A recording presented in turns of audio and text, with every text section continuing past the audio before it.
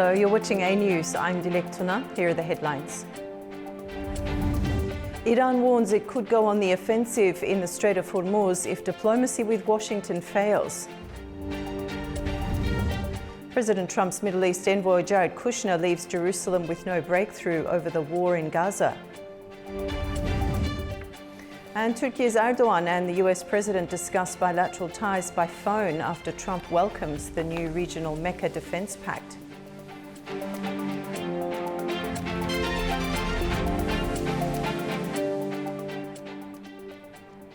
Iran says it's moving towards a more aggressive military position after efforts to reach a permanent settlement with the United States stalled. The warning comes as Tehran and Washington remain locked in a dispute over the expired Islamabad memorandum and the reopening of the Strait of Hormuz. Iran says it will shift to a fully offensive military posture after efforts to negotiate a permanent end to the war with the United States stalled. A senior Iranian official told Reuters that Tehran would carry out a timely and precise military operation to break the US naval blockade on Iran. The official said Washington must meet all provisions of the Islamabad-brokered Memorandum of Understanding within weeks before further negotiations can continue. The memorandum, signed by Iran and the United States in June, outlined a framework to end military operations and reach a final settlement. It expired on June 17th, with both sides accusing each other of failing to comply with its terms. Iran's foreign ministry says no talks have begun, although discussions on sanctions relief and nuclear issues could have been extended if no final deal was reached. Iran and Oman had agreed on a navigation route through the Strait of Hormuz. Tehran and Washington remain divided over control of the strategic waterway, with Iran claiming the right to manage the strait under the memorandum, a position rejected by Washington. US President Donald Trump said his country was not seeking to extend the agreement, claiming Iran's military had been totally defeated and reiterating that Tehran would never be allowed to obtain a nuclear weapon. Trump also criticized Oman over its role in talks on reopening the Strait of Hormuz, saying the country had not behaved very well, but that Washington could handle the situation easily. Meanwhile, Turkey's President Recep Tayyip Erdoğan called for maximum use of diplomatic opportunities and said Ankara would continue supporting efforts aimed at achieving peace. During his phone call with Donald Trump, Erdoğan added that the joint defense agreement signed with Pakistan and Saudi Arabia would contribute to regional stability and security. Iran's Revolutionary Guard Corps has stressed that the Strait of Hormuz will not reopen before the US fulfills its obligations under the Islamabad Memorandum. The IRGC has also rejected Trump's claim that his administration is communicating with the group through a back channel. Tural Shireliliu has more from Tehran. The Islamic Revolution Guards Corps of Iran, IRGC, has warned that it will not reopen the Strait of Hormuz to maritime traffic as long as the US does not carry out its obligations under the interim peace deal, which expired on Monday. IRGC's political deputy commander, General Yadullah Javani, in an interview with the state IRIB TV, also said that the so-called middle corridor at the strait, to be agreed between Iran and Oman, will be activated only after the war between Iran and the US terminates. Meantime, the Revolutionary Guard's spokesman, Hossein Mohebbi, dismissed US President Donald Trump's remarks regarding secret negotiations with IRGC officials about war, calling the statements, I quote, delusions born out of desperation and defeat. He added that even Iran's foreign ministry is not currently negotiating with the United States because of what he called Washington's breach of promises. Also, Foreign Ministry spokesman Ismail Baghai denied certain media reports about unofficial contacts between Washington and the IRGC via Iraqi Kurdistan officials and an alleged secret US-Iran meeting in Erbil.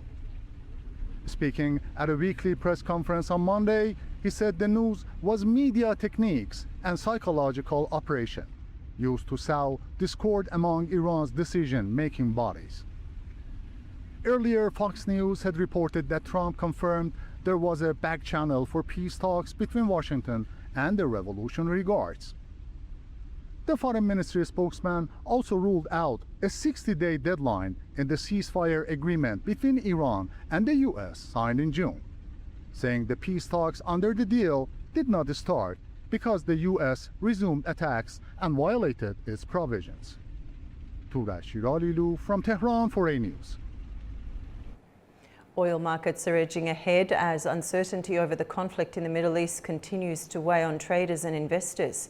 Here's the latest on oil prices and the wider impact of events in the Gulf on the financial markets. Oil prices moved higher on Tuesday as hopes of a US-Iran peace deal weakened, raising concerns over possible disruptions to global energy supplies. Brent crude rose 27 cents, or 0.3%, to around $91 a barrel after reaching its highest level since late July in the previous session.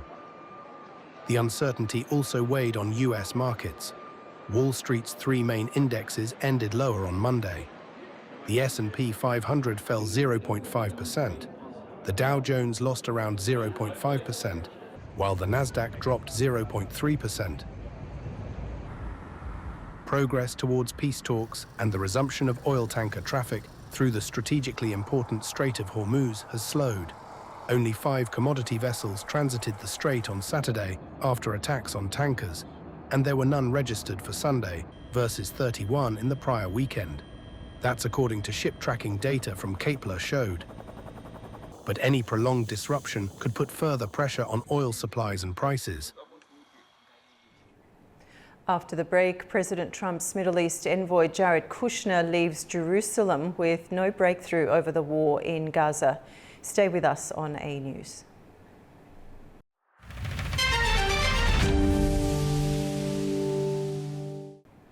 Welcome back to A News. President Trump's Middle East envoy Jared Kushner has left Jerusalem without a breakthrough over the war in Gaza.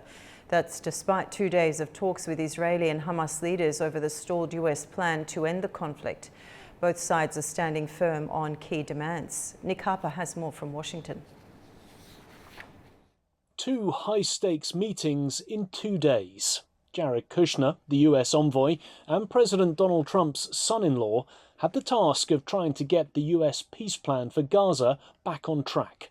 The talks were brokered to try and break the impasse, with neither Israel nor Hamas keeping their respective commitments. And after the Israeli Prime Minister earlier this month roundly rejected the plan, continuing attacks on Gaza and refusing to withdraw Israeli troops from the enclave.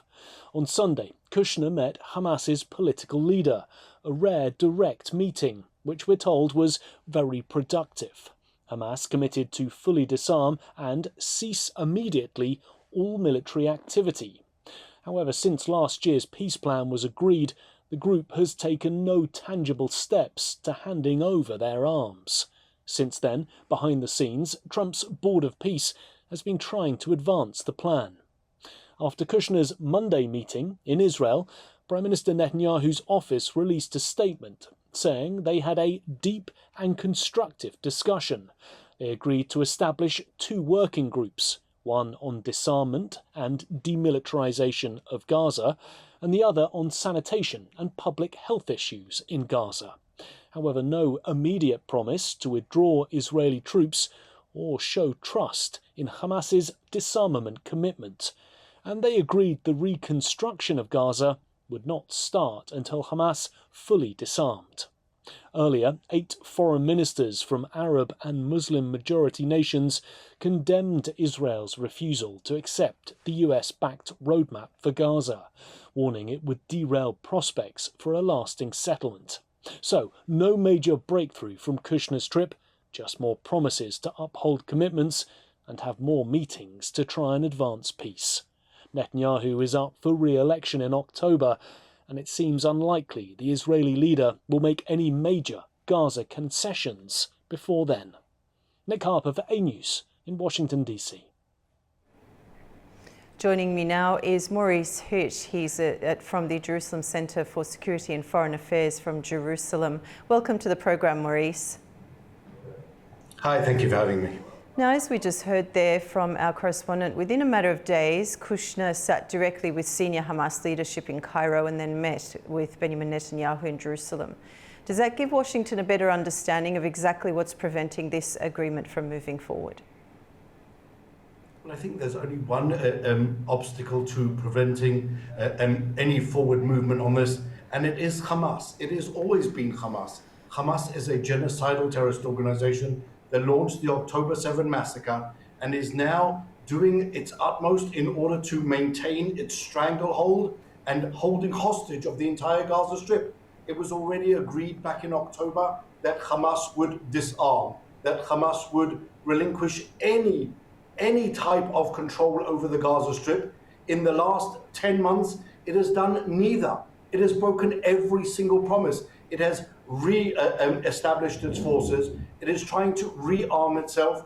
It is again operating underground weapons factories in order to further drag Gaza into this cycle of violence. And the answer is Hamas, and kowtowing to Hamas's demands will never bring peace. Unfortunately, Jared Kushner had a very, very difficult task when he came to Israel. It was selling the 15-point plan, which basically said, drawn up by Nikolai Mladenov and the Board of Peace, which said that Hamas would be able to maintain some of their arms, not disband and disarm, but actually maintain some of their arms and be given legal permits. That Hamas activists and terrorists would still remain part of the governance structure in the Gaza Strip. That roadmap was a very, very serious mistake. And now, unfortunately, everyone is trying to run this back to get to the point where we can move forward because really of that disastrous document. Now, officials described the Netanyahu meeting as deep and constructive, but there was still no firm Israeli commitment to the latest US proposal. Now, after following such intensive diplomacy, should the absence of a breakthrough concern Washington?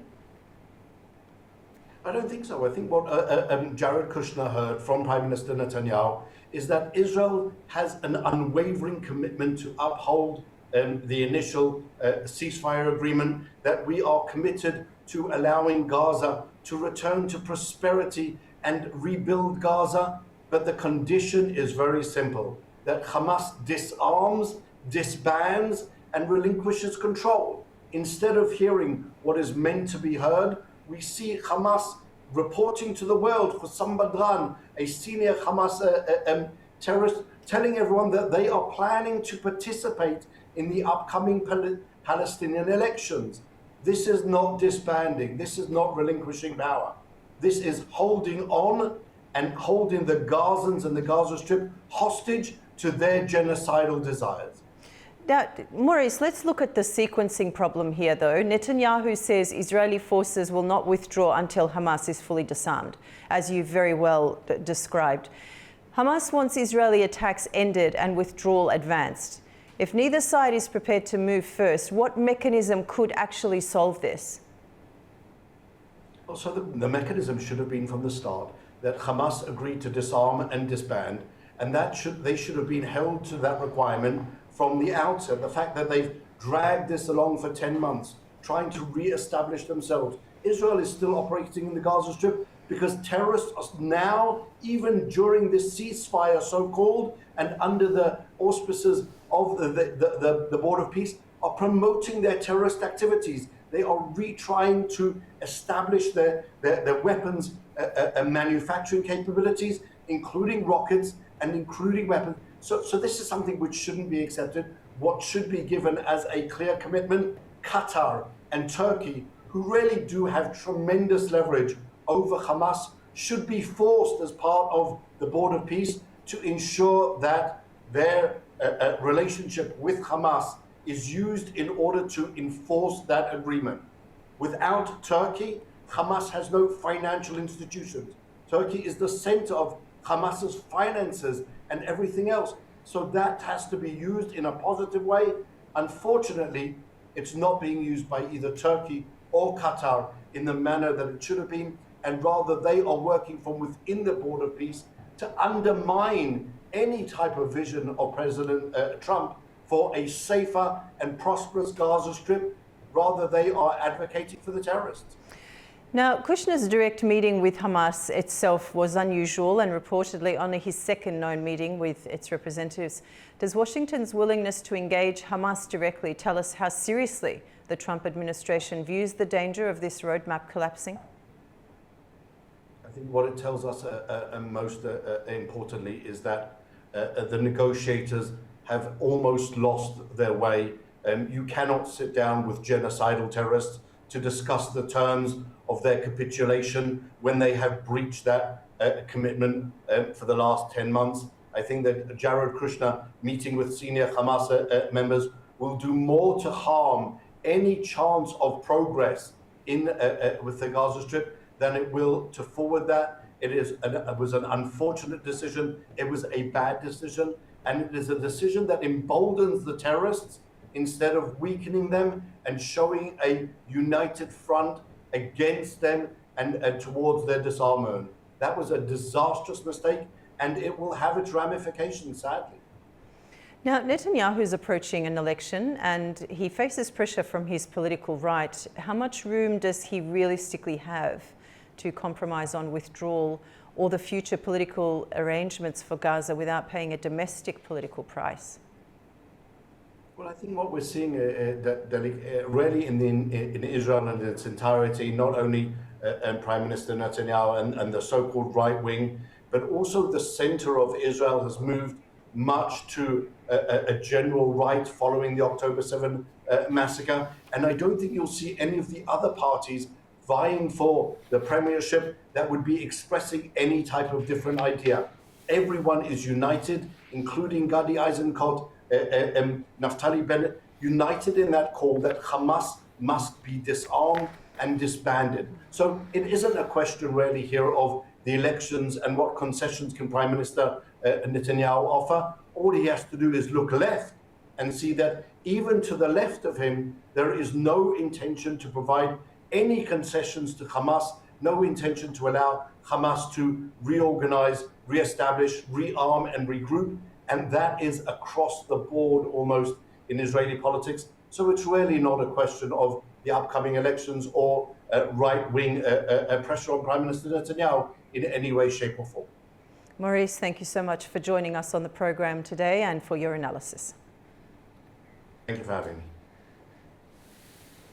Meanwhile, Canadian Prime Minister Mark Carney says he plans to speak with President Donald Trump before the 19th of August, when Washington's 50% tariffs on Canadian exports are due to take effect. Canadians fear the tax hikes could cause job losses in industries that are already struggling and could also complicate broader negotiations over the future of North America's free trade agreement. Last month, Trump refused to extend the deal for another 16 years. On Monday, Canada's minister responsible for bilateral US trade stepped up talks with his counterpart in Washington. Madame Charette and I raised the long-standing issue. US President Donald Trump's approval rating has dropped to its lowest point in his current term, according to new figures by the pollsters Ipsos Reuters. Only 33% of Americans surveyed backed his performance in the White House, while 64% disapproved. That's down from 35% earlier this month. It matches the lowest approval rating of his previous term, recorded in December 2017. The poll also found 80% of Americans expect US involvement in the war with Iran to continue for an extended period, including 87% of Democrats and 71% of Republicans.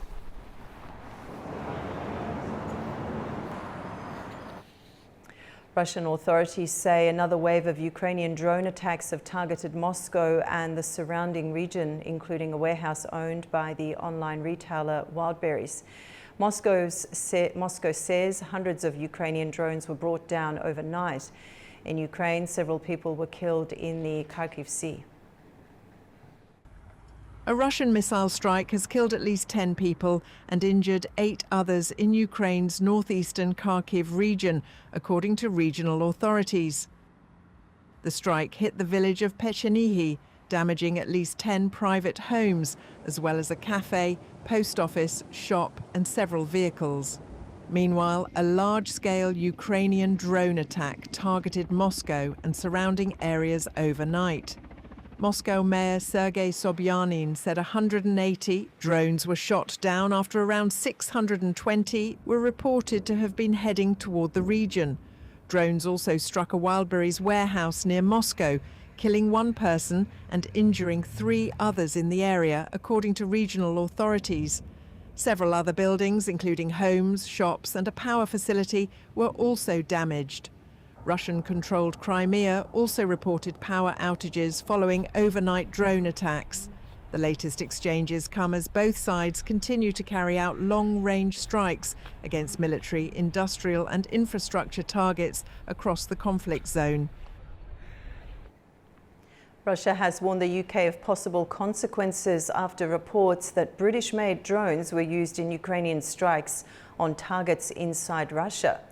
The Russian embassy in London said the UK would have to answer for its support of Ukraine. The UK Ministry of Defence defended its position, saying Britain stands shoulder to shoulder with Kyiv. It also said it will continue providing equipment. The warnings come as Ukraine steps up long-range drone strikes against military and energy-related targets inside Russia. Belgium is battling its biggest wildfire on record, with around 3,000 hectares of land destroyed in the east of the country. However, sudden cooler temperatures are helping firefighters contain the blazes. Anita Sharma has more. Welcome to this day in Europe, where rain and cooler temperatures finally help firefighters gain ground against the biggest wildfire ever recorded in Belgium. The blaze has burned around 3,000 hectares of the High Fens Nature Reserve in eastern Belgium since Friday, following intense heat that pushed temperatures as high as 37 degrees Celsius. Approximately 500 firefighters from Belgium, Germany, and Luxembourg, backed by the military, farmers, and international crews, have been battling the flames, with aircraft also deployed through the EU's emergency response system. And there are now signs the situation is improving. Belgian officials say parts of the blaze have been contained and the fire is no longer spreading towards the German border. But authorities say they cannot yet declare the overall fire contained.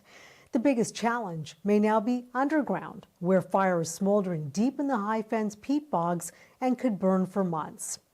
What started the blaze remains unclear. Human activity is responsible for roughly 90% of wildfires, whether through campfires, discarded cigarettes, or other causes. And Belgian prosecutors are now investigating how this fire began. It comes after Europe experienced its worst wildfire season on record last year, when more than 1 million hectares burned. This year is already breaking records in some countries, including France, with the traditional fire season still weeks from ending.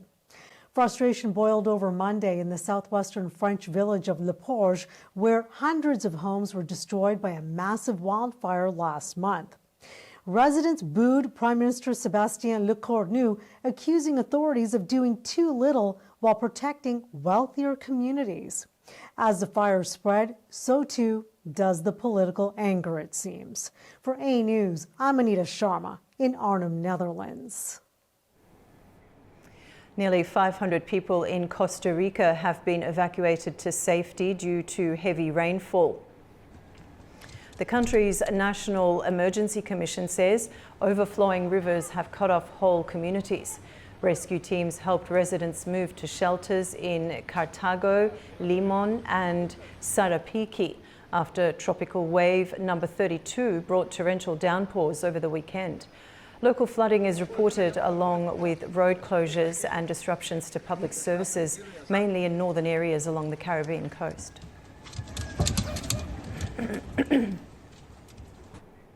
China is warning of a potentially record-breaking super El Niño, with sea temperatures in the Pacific expected to rise steadily in the months ahead.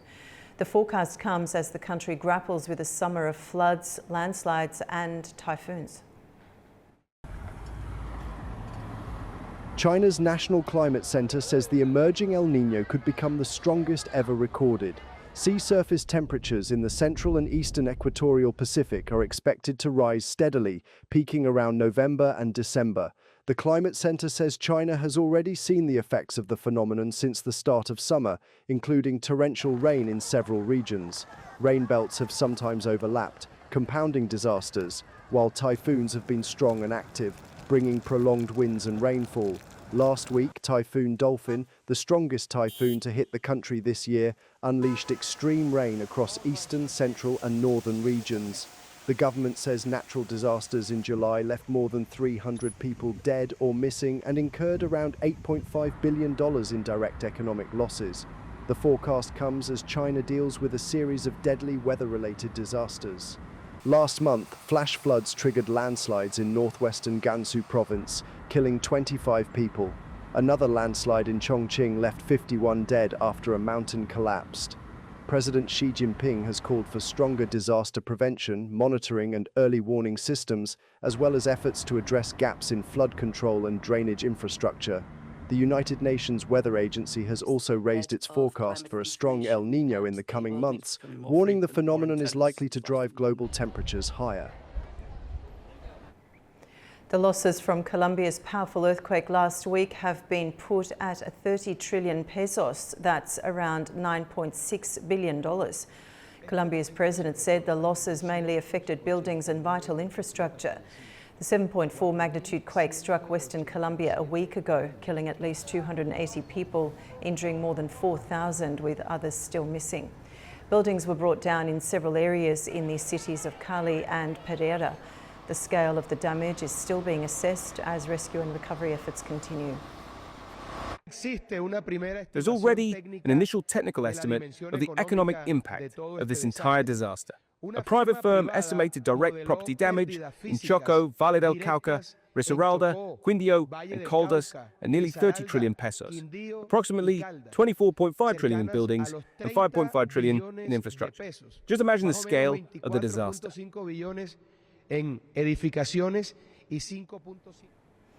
Three people have been killed after a private helicopter crash shortly after takeoff on the Greek island of Sifnos on Monday, according to the Greek fire service. The aircraft came down near homes in the Tholos area and caught fire. The victims were reportedly the pilot and a British couple who had recently married. The cause of the crash remains unknown and an investigation is underway.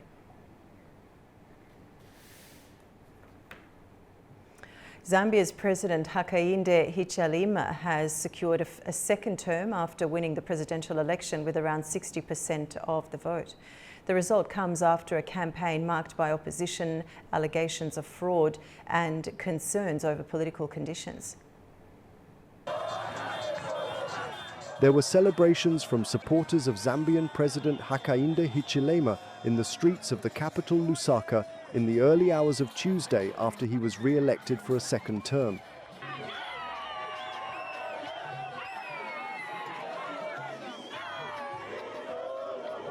Results released by the country's election commission showed that Hakainde Hichilema received roughly 60% of valid votes, compared with 38% for his main challenger Brian Mundubile. It was Hichilema's seventh run for the presidency, and he was widely expected to win due to the advantages of incumbency, while it was Mundubile's first bid to become head of state.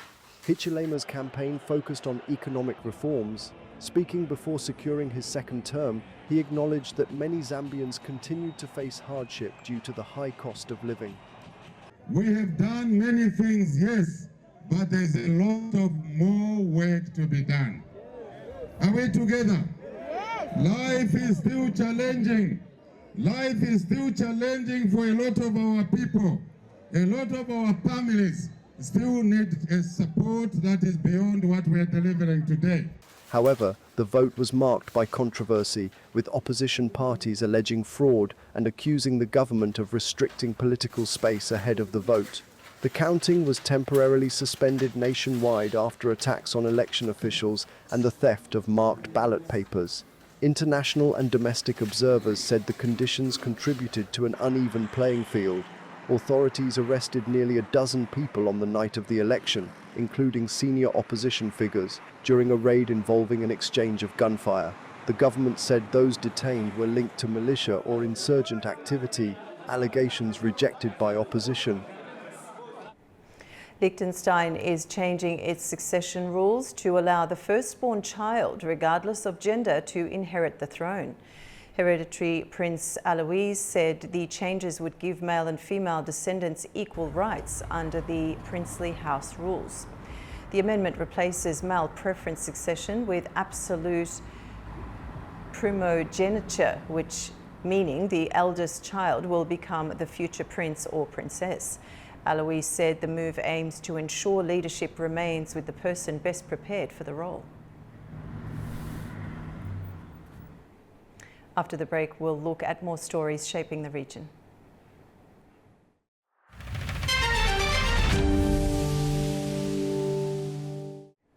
Welcome back. You're watching A News. Turkish President Recep Tayyip Erdoğan has urged Donald Trump to pursue talks with Iran to de-escalate tensions between the two countries.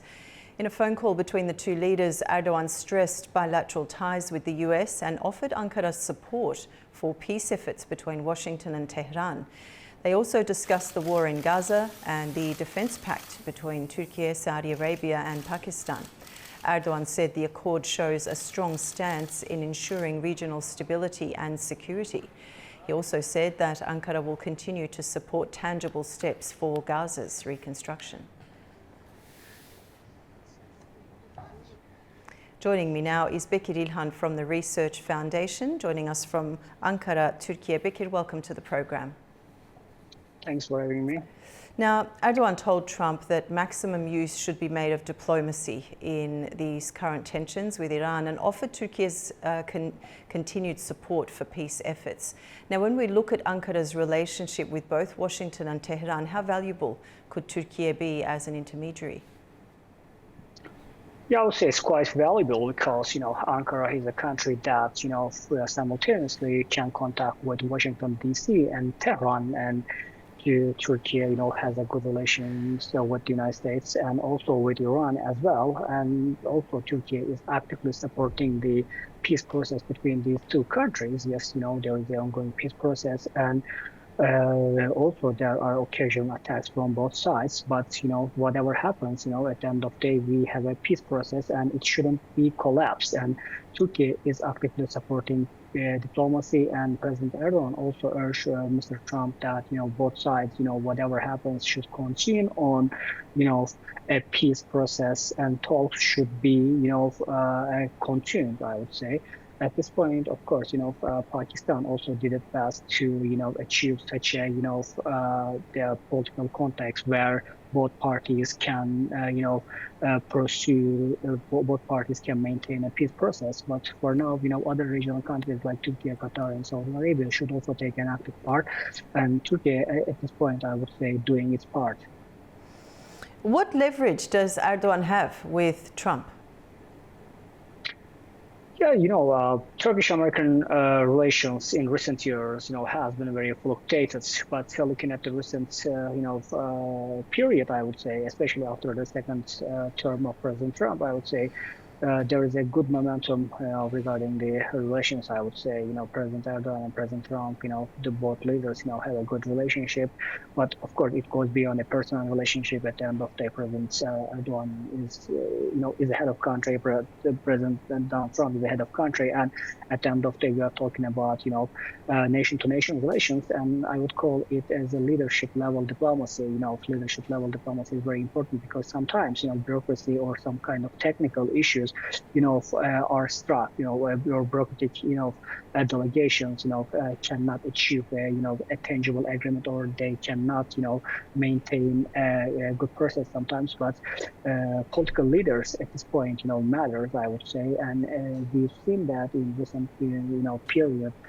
President Erdogan and President, Trump, has a very good relationship, and also with this kind of relationship, I would say both leaders, are eager to solve bilateral and regional problems. We are talking about lots of problems here, especially lots of issues.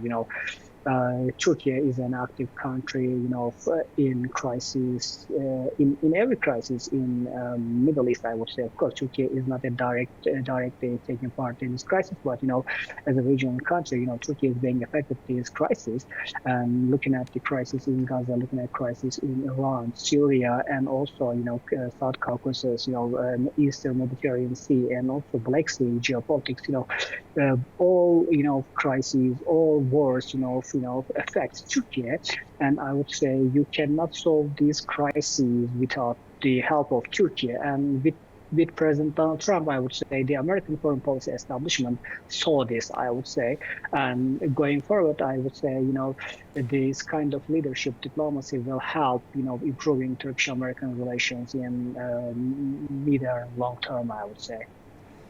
Now, as a NATO member, Turkey has criticised actions by both sides during this conflict, Iran and the United States. Does that unusual position give Erdoğan diplomatic access that some of Washington's other allies don't have? Yeah, for sure. I would say looking at the NATO's position, the entire NATO position, I would say most of NATO countries were reluctant. We're not reluctant to help the United States, I would say. And President Trump was complaining about it, especially during the NATO summit held here in Ankara. He complained about the NATO allies, I would say, but I would say Turkey's position is different because Turkey has always been an important NATO member, and Turkey's position regarding the crisis in Iran is also quite different because Turkey is geopolitically, I would say, geographically, I would say, is at the very center of the region right now, and whatever happens in the region, whatever happens in crisis in Iran, affects Turkey as well. And I would say at this point, Turkey's role is kind of different, comparing to other NATO members. And I would say, and President Trump also understands this, I would say, because, he does not complain about Turkey, and also he always appreciates, Turkey's role in solving crises in Gaza and Iran as well. And I would say, yes, Turkey is kind of departing from, given its foreign policy, regarding this crisis, Turkey is, has a different, taking a different position from the other NATO members, but it does not damage Turkish-American relations. As I said, as long as there is a leadership level diplomacy between President Erdoğan and President Trump, I would say that there will be no problem between Turkey and the United States at this point. And Bekir, Turkey is also working alongside countries, including Pakistan and Qatar, on regional diplomacy. Are we seeing a more organized group of middle powers emerging that's trying to create this diplomatic space between Washington and Tehran?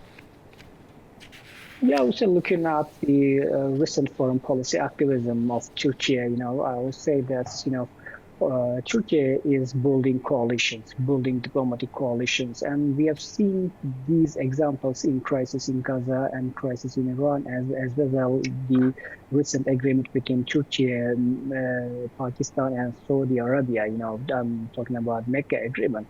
Yes, as I said, Turkey is building coalition because Turkey seeks stability and peace in the region. At this point, I would say. For example, take a look at the crisis in Gaza. Turkey built a coalition, or the diplomatic coalition, consists of, Qatar, Pakistan, Indonesia, and other Muslim countries, major Muslim countries, and at the United Nations, General Assembly, major Muslim country leaders, held a meeting with President Donald Trump, and after that, there was a negotiation process between Israel and Hamas, and at the end of the day, we got a ceasefire between Hamas and Israel right now. Of course, sometimes, occasional attacks from Israel happens, but, at the end of the day, we have a ceasefire. And similarly, Turkey also tries to build a diplomatic coalition to resolve the crisis in Iran as well. Qatar, Pakistan, and Turkey are taken at the part to, maintain diplomatic channels between the United States and Iran as well. And for now, as you said, that, Mecca agreement is a recent example of this process, I would say. Turkey, build a, alliance right now, I would say. It's more than a diplomatic coalition. It's an alliance because, it clearly says that an attack against one of the, these three countries will be regarded as an attack to the entire coalition, including Pakistan, Turkey, and Saudi Arabia. And for now, I would say, yes, recent Turkish foreign policy activism, indicates that Turkey, is trying to build a non-mutually exclusive diplomatic coalitions, in order to maintain and sustain stability and peace in the region, I would say. And I would say similar coalitions will also, of course, likely to, be established in other areas like South Caucasus as well, I would say, but we will see in the process. Bekir İlhan, thank you so much for joining us on the program and for your analysis today. Thank you. Have a good day.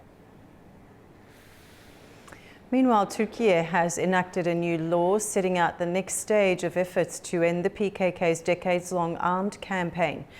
The measures take effect once authorities confirm the group has disarmed. Adam Morrow reports from Istanbul. A new law setting out the legal framework for Turkey's ongoing effort to end a decades-long armed campaign by the Kurdistan Workers' Party, or PKK, has now entered into force. Late Monday, the law on strengthening national solidarity and social integration was published in Turkey's official gazette after being overwhelmingly approved by Parliament last week. The legislation lays out measures that will be applied once Turkish security institutions confirm that the PKK and affiliated groups have ended their militant activities and surrendered their weapons.